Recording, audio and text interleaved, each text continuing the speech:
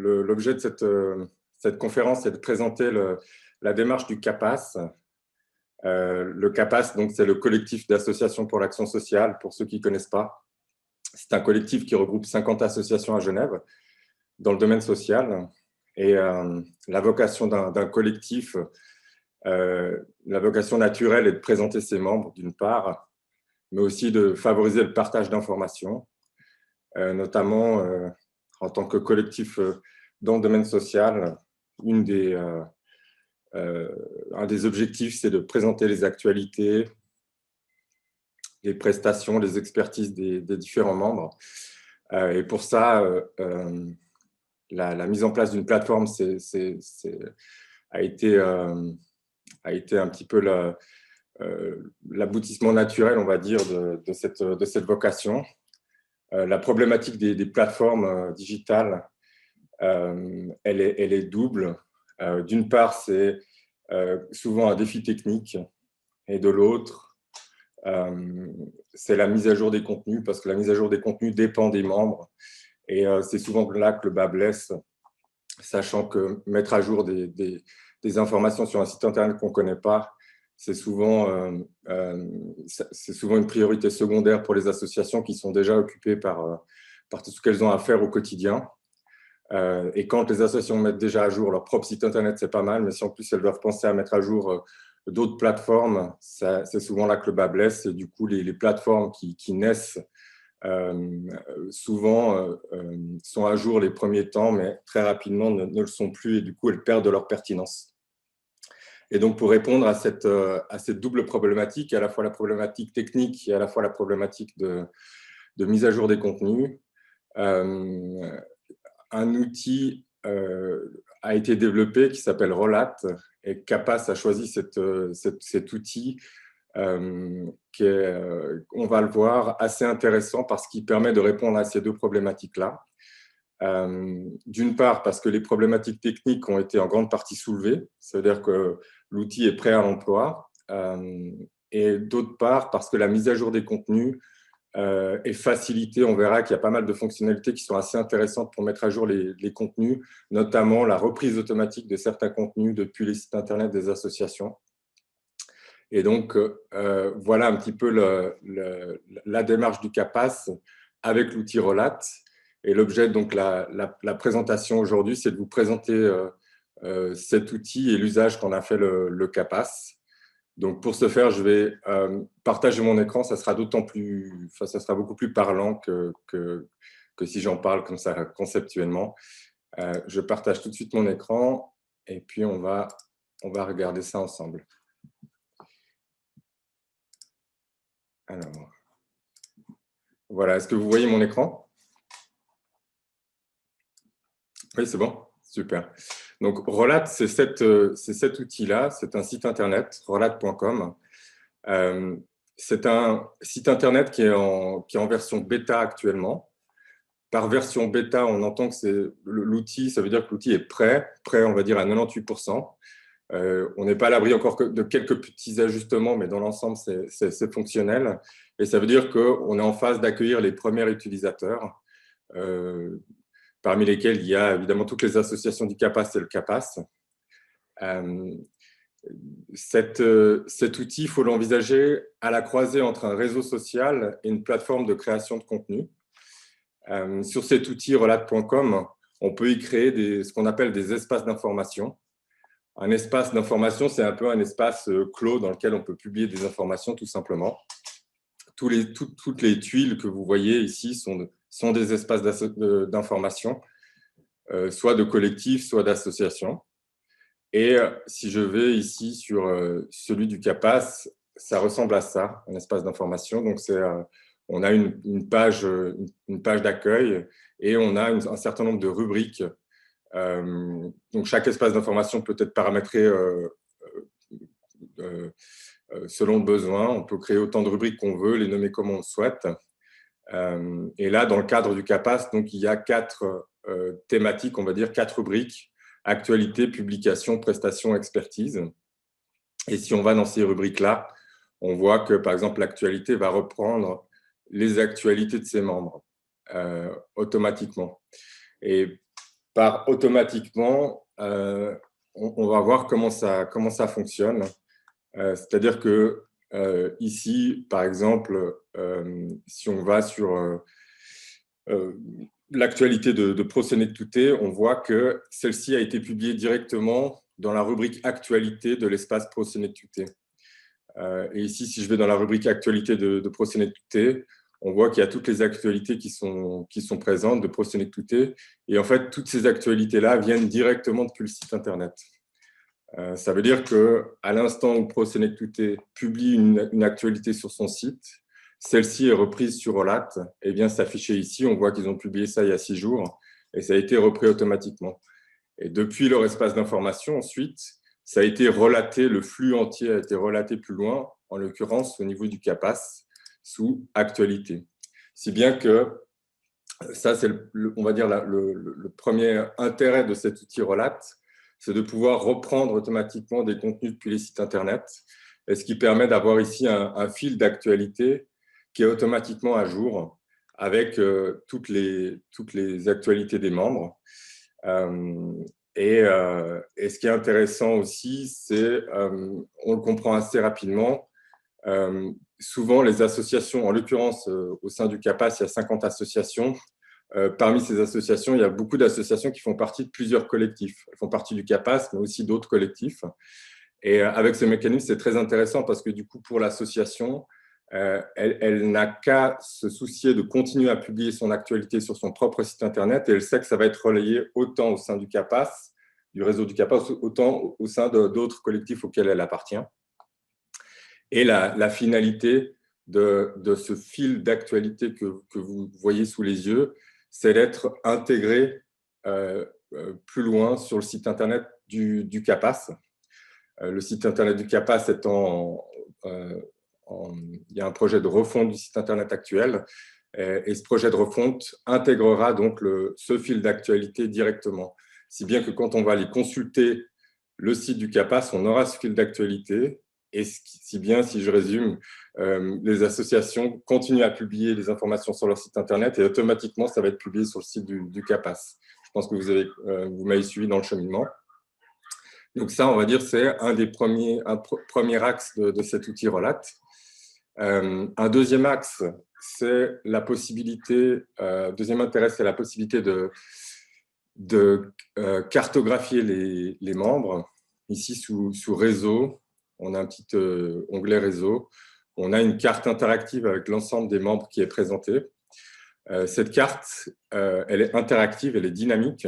Ça veut dire que toutes les petites, ce qu'on appelle des pins que vous voyez ici, représentent les associations et les associations sont positionnées directement depuis le positionnement, l'image, le logo, le nom, etc. Tout ça vient directement de l'espace d'information en question. Ici, si je vais sous à propos du CSP, on voit qu'on a ici une adresse. Et en fait, c'est cette adresse-là, c'est un contenu, ça, c'est cette adresse-là qui est automatiquement prise pour générer la carte qu'on a vue juste avant, ainsi que le logo, le titre, la description, etc. Si bien que pour le CSP ou pour les associations, elles n'ont qu'à se soucier de mettre à jour leur propre espace d'information et elles savent que ceci va être répercuté dans le ou les collectifs auxquels elles appartiennent. Et ça, c'est assez intéressant aussi parce que on le voit très fréquemment dans les collectifs ou dans les plateformes, une présentation d'un certain nombre d'organisations. Et quand on regarde les fiches, très souvent, on voit que les informations ne sont pas à jour, que l'association X a déménagé, l'association Y, c'est plus le bon contact ou téléphone. Des fois, on a des vieux logos qui datent d'il y a 5 ans en arrière, etc. Et que là, du coup, ça confère aux associations un point, un espace d'information qui leur appartient, dans lequel elles ont tous les droits. Et elles peuvent du coup s'occuper d'avoir une présence à jour et elles savent que ça va être répercuté plus loin. Et du coup, cette fameuse carte qui regroupe donc tous les logos, tous les noms, toutes les adresses, etc. des associations, c'est également elle c'est à partir de là qu'on va venir puiser l'information pour, sur le futur site internet du CAPAS, venir présenter les membres, la liste des membres, classés par catégorie. Ici, on voit qu'il y a des domaines d'activité, et si on veut savoir au sein du CAPAS qui est actif, par exemple, dans le domaine de l'addiction, ben, on sélectionne la catégorie, puis on voit qu'il y a trois associations pour en prendre connaissance, et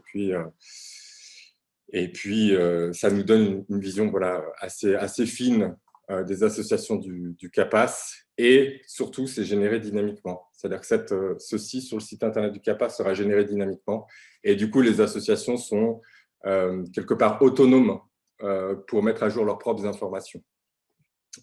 Bien que ça se trouve sur le site du CAPAS. Donc ça, c'est le deuxième point. Le troisième point est lié à celui qu'on vient de voir, ce deuxième, c'est que toutes ces associations que vous voyez sous vos yeux ont été ce qu'on appelle associées, c'est-à-dire qu'elles ont été fédérées par le CAPAS, par un mécanisme propre à Relat qui est très simple, mais le CAPAS a des droits pour fédérer d'autres espaces. Et en fédérant ces autres espaces, en l'occurrence les associations membres, ça leur confère automatiquement des droits spéciaux. Ça veut dire que chacune de ces associations a la possibilité de directement, là je vais dans le catalogue d'expertise du CAPAS, donc peut-être je fais une petite parenthèse, mais le catalogue d'expertise, c'est un projet du CAPAS qui est né il y a 2 ans, qui consiste à présenter toutes les expertises des associations. Par expertise, on entend les compétences que certaines personnes ont au sein des associations. Des compétences, ça peut être, je ne sais pas, une personne qui est qui a la compétence pour accompagner des personnes malades et en fin de vie. Mais ça peut être des compétences liées, je ne sais pas moi, comme on peut faire des recherches croisées par public cible et thématique, on peut voir qui est, par exemple, à une réelle compétence liée aux femmes, par exemple, aux femmes et la question migratoire, par exemple, ou l'aide financière pour les jeunes. Vous voyez, on peut trouver un petit peu les compétences qu'il y a en interne des associations. Et ce type de contenu, ces expertises, c'est un contenu qui n'est pas naturellement présent sur les sites internet des associations. Parce que les associations, naturellement, elles vont avoir une actualité. Bien sûr, elles vont présenter leur actualité. Ça fait sens pour elles vis-à-vis de leur public sur leur site internet, d'avoir une actualité. Leurs prestations aussi, ou leurs activités, elles vont le présenter sur leur site internet. Mais les expertises, ce n'est pas naturel pour elles de présenter leur expertise sous ce format-là. Par contre, à partir du moment où il y a un collectif, le CAPAS en l'occurrence, ça fait sens de créer un catalogue d'expertise parce que du coup, à l'intention soit des politiques, soit des journalistes, des universitaires ou de personnes intéressées par la question sociale à Genève, c'est intéressant d'avoir un type de catalogue de ce type-là. Et donc, collectivement, ça fait sens de créer ce catalogue d'expertise. Et donc, comme ces contenus ne sont pas présents sur le site internet des associations, il est possible de les créer directement sur Relat. Et avec, en plus, c'est ce que j'évoquais juste avant que je fasse la parenthèse pour vous présenter le catalogue d'expertise, avec en plus cette gestion des droits. C'est-à-dire que le CAPAS, en ayant associé les espaces membres, il leur a conféré des droits spéciaux. Ça veut dire que là, on voit Caritas Genève hérite de droits pour directement publier au sein de l'espace du CAPAS sous expertise. Alors bien sûr, le Caritas peut que publier en son nom, elle ne peut pas publier au nom d'une autre association, ni elle ne peut pas publier au nom du CAPAS, mais en son nom, elle a les droits de directement publier des informations dans ce catalogue d'expertise, et donc de mettre à jour ses fiches et d'avoir un œil dessus. Donc ça, c'est le troisième point. Intéressant pour Relat, c'est cette possibilité de créer des contenus natifs dans Relat, mais aussi de pouvoir d'avoir une gestion des droits comme ça entre organisations, de bien gérer cette question-là. la création de contenu, par rapport à ce troisième point, la création de contenu sur Relate, c'est assez simple. Quand on a des droits dans un espace, on a toujours cette boîte grise ici qui permet soit d'ajouter un fichier, PDF, Word ou que sais-je, soit de créer un lien. Là, je mets un exemple, je fais juste un exemple, mais je donne juste un exemple, mais si on colle ici un lien, on a tout de suite un aperçu qui se crée. Là, j'ai mis Google, mais vous comprendrez qu'on peut mettre, par exemple, une prestation particulière au sein de son propre site Internet. On peut faire n'importe quel lien. Et on peut ici paramétrer un autre titre si le titre ne nous convient pas, et puis mettre des tags, une description, etc. pour publier le lien. Ou on peut créer des contenus ici plus élaborés, comme des publications. Enfin, je ne vais pas rentrer trop dans les détails, mais il y a un certain nombre de contenus qu'on peut créer sur Relate voilà, pour en faire bon usage. Voilà un petit peu le troisième point. Ensuite, quatrième point, quatrième intérêt de Relate, ce serait le fait, je pense que vous l'avez noté, c'est qu'actuellement, je suis connecté avec mon propre login, mon propre compte dans le cadre de cette présentation-là. Mais néanmoins, les espaces que vous voyez sont publics. Par public, ça veut dire que toutes les informations que vous voyez là peuvent être accessibles de façon anonyme. Très concrètement, si je me déconnecte ici, j'ai accès à l'espace du CAPAS, je ne suis plus connecté, mais je vois quand même les informations qui sont présentées. Ça veut dire que ces informations sont disponibles sur Google, elles sont référencées sur Google, et que tout un chacun peut venir voilà, consulter cette information-là. C'est une information publique, et sa vocation est d'être publique et de rendre un service, on va dire, à la communauté en agrégeant des informations qui sont de valeur parce qu'elles sont ensemble. Néanmoins, on a la possibilité sur Relate de créer un compte individuellement. Là, je vais me reconnecter avec mon propre login. Et si j'ai un compte, si j'ai un compte sur Relate, ce qui est intéressant, c'est que je peux, à titre individuel, suivre les espaces d'information. On voit là-haut que je suis abonné au CAPAS. Je peux, si je veux, ne plus suivre le CAPAS, mais si, en tant qu'abonné, du coup, je vais être automatiquement notifié de tout nouveau contenu qui sera créé par le CAPAS. Et ça, c'est assez intéressant pour faire de la veille en matière d'information, parce que, par exemple, si je prends les associations du CAPAS, très souvent, on a un certain nombre d'associations qui nous intéressent parce qu'elles évoluent soit dans des domaines qui nous intéressent, qui sont analogues à un domaine dans lequel on travaille.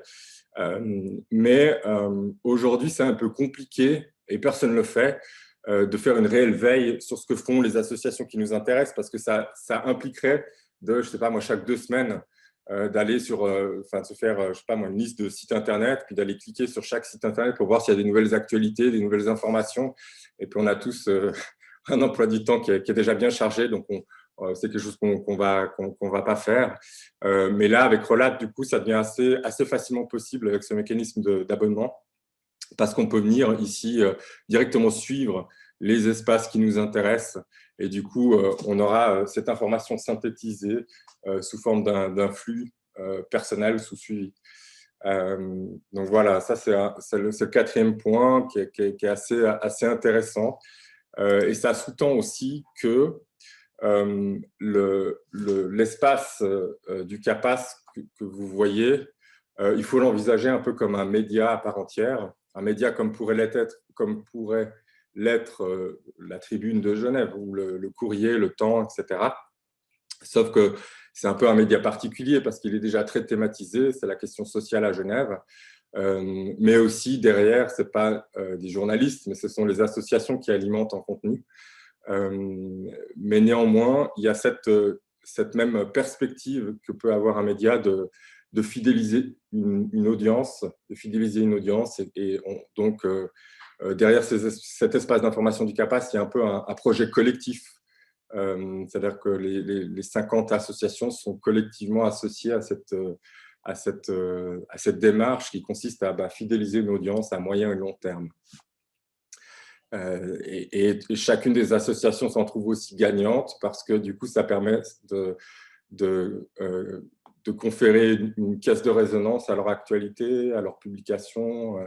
Et puis, pour le CAPAS, ça lui permet de répondre à sa mission de porter la voix des associations auprès de la collectivité, auprès de l'opinion publique, etc. Donc ça, c'est le quatrième point, cette notion d'espace public et d'audience qui est possible avec Rolat. Cinquième point, puisqu'on a abordé la question publique, que ces espaces sont publics et donc disponibles, une autre fonctionnalité intéressante sur Rolat, c'est la possibilité de créer des espaces. Vous voyez le bouton « Créer un espace d'information » permet de créer un espace d'information. Un autre intérêt, c'est que sur Rolat, on peut créer ce qu'on appelle des espaces privés. Espaces privés, je vais le nommer XYZ dans le cadre, pour notre présentation.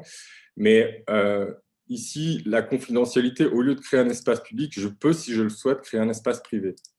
Et un espace privé, si je continue, voilà, donc là, je viens de créer un espace, c'est aussi simple que ça, créer un espace d'information. Je peux le paramétrer les couleurs, changer le logo, etc. Et on a ici maintenant un espace comme les espaces qu'on a vus précédemment, sauf qu'il est privé, ce qui veut dire qu'actuellement, je suis le seul à pouvoir accéder aux informations qui sont publiées dans cet espace. C'est parce que c'est moi qui ai créé l'espace, vous l'avez compris. Mais je peux évidemment inviter à rejoindre l'espace qui j'ai envie. Ça peut être des gens qui ont un compte Rolat, ça peut être des gens qui n'ont pas encore de compte Rolat. Je peux mettre des emails. Et ça, c'est assez intéressant pour partager des informations dans un cadre un peu plus confidentiel. Alors, par information, ça peut être simplement des liens, ça peut permettre d'avoir des échanges, des discussions. Et c'est assez pratique pour justement les membres du CAPAS, qui sont des organisations qui sont indépendantes les unes des autres, qui sont physiquement dans des locaux différents, mais néanmoins qui créent souvent des synergies de travail, soit parce qu'elles évoluent dans des domaines similaires, soit parce qu'elles sont sensibles à des questions publiques et qu'elles souhaitent travailler en commun dessus. Soit des fois au sein des associations, il y a des comités, dans toutes les associations, des comités. Et donc, ces espaces privés sont intéressants pour ça. Ça permet d'une part de décloisonner un peu les organisations, mais aussi de faciliter le partage d'informations dans les équipes comme les comités ou autres. Et cette partie de Rolat est assez intéressante parce que ce qui se passe souvent dans les groupes de travail que j'ai évoqués ou dans les comités, c'est que l'outil par défaut qui est utilisé, c'est l'email.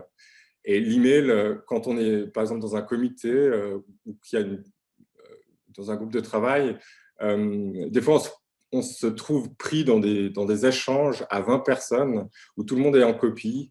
Et les échanges sont un peu complètement désorganisés. Un tel répond à l'autre qui a fait une remarque 5 jours précédemment. Et puis, entre-temps, il y a eu pas mal d'autres éléments qui ont été dits. Donc, c'est un peu désorganisé. Ça vient, entre guillemets, polluer notre boîte email. Mais en même temps, on est quand même intéressé par ce qui s'y passe. On ne souhaite pas se désabonner. Mais c'est vrai que ça n'arrive pas au bon moment, pas structuré de la bonne manière. Des fois, quand c'est des fichiers qui sont partagés, il y a des fois plusieurs versions qui arrivent. Alors après, quand on fait des recherches sur les fichiers, le PV du 6 avril, par exemple, et qu'il y a 3 versions, on se dit, mais mince, quelle est la bonne version?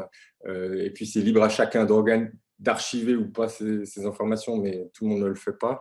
Et donc là, avec les espaces privés, c'est intéressant parce que du coup, ça permet de structurer un peu tout ça, désengorger les emails.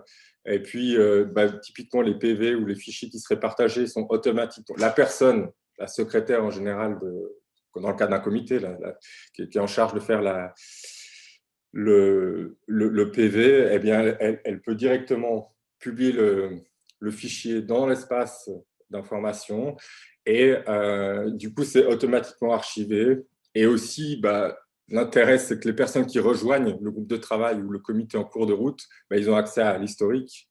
alors que quand les échanges sont par mail, c'est pas possible puisque la personne n'était pas présente, donc elle a pas l'historique. Donc voilà, ces espaces privés visent à faire un pas supplémentaire en direction du partage d'informations entre associations. Et c'est un outil qui est intéressant donc, dans le cadre du CAPAS parce que du coup, ça répond à la mission de favoriser les synergies et puis le travail entre confrères ou consoeurs. Actuellement, ces espaces privés sont une première étape. Donc, on peut les configurer un peu comme un espace public, comme on le souhaite. C'est une première étape parce que dans notre cahier de développement, prochainement, on a le projet de développer des discussions améliorées. Par discussion améliorée, on entend des discussions pas uniquement sous forme d'un chat, comme on peut le voir habituellement, comme on est tous habitués à ça, mais avec des fonctionnalités assez intéressantes pour prendre des décisions collectivement, que ce soit par le biais de votations, de sondages. Il y a un certain nombre de fonctionnalités qu'on a prévues dans ces discussions qui vont faciliter le travail de groupe numérisé ou digitalisé, on va dire. Voilà, donc ça, c'est le cinquième point de relate que je voulais vous présenter. Dernier point peut-être, c'est vous dire à peu près où on en est sur Relate. Sur Relate, il y a actuellement le CAPAS, qui est un collectif qui est sur Relate, mais il y a également 4 autres collectifs. Donc la plateforme des organisations féministes de Genève, la plateforme des associations d'aînés de Genève, la GOER et INSOS. Au total, ça représente à peu près entre 150 et 200 associations qui sont en train de passer sur Relate. Et c'est un début, évidemment, c'est un début. L'idée, c'est vraiment qu'il puisse y avoir beaucoup de croisements d'informations et que la promesse pour les associations de publier une fois disponible partout puisse être de plus en plus réelle et puis concrète avec cet outil Relate. Voilà, je pense qu'il y aurait beaucoup d'autres choses à dire, mais je ne veux pas non plus vous noyer d'informations. Je pense que je vais m'arrêter pour la présentation à ce stade. Et je prends volontiers vos questions pour avoir un échange peut-être plus ouvert, plus direct. Voilà. Merci beaucoup, Jonas, pour cette présentation. Comme vous avez pu voir, c'est vrai qu'il s'agit vraiment de valoriser l'information de manière transversale et par thématique, en mettant en lien, comme vous avez pu le voir, des acteurs qui sont sensibles à des thématiques communes et de permettre aussi des échanges qui sont ciblés de façon privée en créant des espaces privés et puis de prendre aussi des décisions de manière collective. C'est un outil qui va effectivement être appelé encore à grandir et à se développer. Et merci de cette démonstration qui montre déjà un bon bout de ce potentiel-là. Peut-être, Jonas, ce qui serait intéressant de mentionner encore, c'est comment cet outil-là pourrait être mis à disposition d'institutions publiques ou d'autres institutions, puisqu'on a ici comme participants des personnes qui viennent d'autres endroits. Volontiers, oui, bien sûr. Bon, je vais repartager mon écran, du coup, ce sera plus concret. Alors, voilà. Donc, en fait, effectivement, cet outil s'adresse essentiellement, enfin, la vocation de cet outil, c'est de répondre aux besoins des collectifs au sens large. Donc, collectif, ça peut être un collectif d'associations comme est le CAPAS, mais ça peut aussi être une collectivité, parce que toutes les fonctionnalités sont pensées pour, on va dire, gérer une communauté, qu'elle soit constituée d'individus ou d'autres organisations. Et donc des services qui ont vocation à créer des catalogues d'informations, trouveront beaucoup de fonctionnalités sur Relate qui vont faciliter la création de ce type de catalogue d'informations. Parce que j'ai évoqué avant, en fait, les mêmes mécanismes qu'il y a pour le CAPAS, le fait de pouvoir reprendre les actualités automatiquement, le fait de pouvoir gérer les droits facilement en respectant l'indépendance des organisations et des associations et le fait de pouvoir créer automatiquement des contenus de toutes pièces sur Rolat, avec toutes les fonctionnalités qu'on a vues de recherche par filtre. Les filtres sont complètement personnalisables, on peut créer tous les filtres qu'on souhaite. Et l'intérêt en plus de ceci, comme on l'a vu, c'est que en utilisant toutes les fonctionnalités de Rolat, on peut ensuite venir intégrer ça sur un site externe. Et donc ça veut dire qu'ensuite on a je peux vous montrer peut-être avec ici avec le répertoire des associations de la plateforme des organisations féministes de Genève. Donc ce répertoire des associations inclut 76 associations. Et si je vais sur le site internet de cette organisation-là, on a ici le répertoire des associations qui s'affiche et qui est accessible. Et tous les contenus que vous voyez là sont présents sur leur site internet, mais l'information vient directement depuis ici. Et donc pour les organisations publiques, elles ont la possibilité de bénéficier du même mécanisme en fait. Je ne sais pas si ça répond un petit peu à ta question, Nathalie, et ça va dans le sens de ce que tu souhaitais comme réponse. On va voir s'il émerge des questions à partir de là. Oui. Il y a une question qui vient de Robert Sittman aussi, qui dit, mais au-delà des différentes informations qui sont partagées sur la présentation, telle que tu l'as effectuée sur les actualités, les événements et les expertises, est-ce que cet outil-là permet aussi le partage de bonnes pratiques par le biais de documents Word, d'Excel, de PowerPoint, d'images qui pourraient être partagées? Et puis, oui, tout à fait. Sur Rolat, on peut y mettre des fichiers PDF, des fichiers Word, PowerPoint. On a aussi la possibilité de créer des publications natives à Rolat. Par publication native, donc c'est on va dire une page sur Rolat qu'on peut éditer avec un certain nombre de fonctionnalités pour mettre ça en forme. Donc oui, tout à fait. On peut présenter des bonnes pratiques de plusieurs manières, soit par le biais de publications natives, soit par le biais justement de PDF, documents Word, etc. Et ceci, on peut le faire soit publiquement dans un espace public, soit dans un espace privé, comme on a vu, en fonction des besoins.